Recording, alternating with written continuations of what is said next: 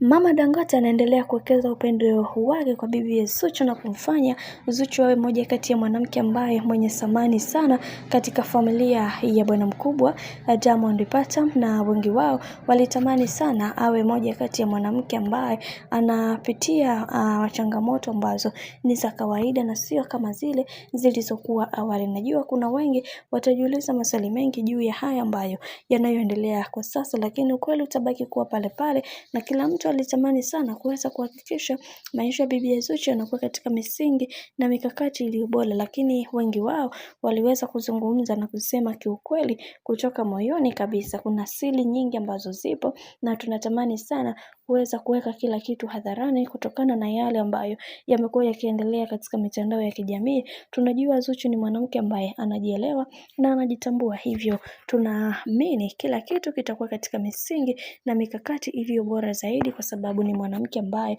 anajua mipaka yake, anajua ni kitu gani anatakiwa kufanya na ni kitu gani ambacho hastahili kufanya. Hivyo tuendelea kumuombea kwenye kile ambacho amekuwa akitamani kiweze kuwa, na tunaamini katika hili kila kitu kitakwenda kuwa sawa. Haijalishi watu wengi wamekuwa wakizungumza nini, haijalishi kuna vitu gani ambavyo vinavyoendelea katika maisha yetu, ila tunachojua ni kwamba Zuchu ni mwanamke ambaye tunampenda na tunamhitaji katika familia yetu, hivyo hakutokuwa na kitu chochote ambacho kitakachoweza kumfanya aweze kubadilisha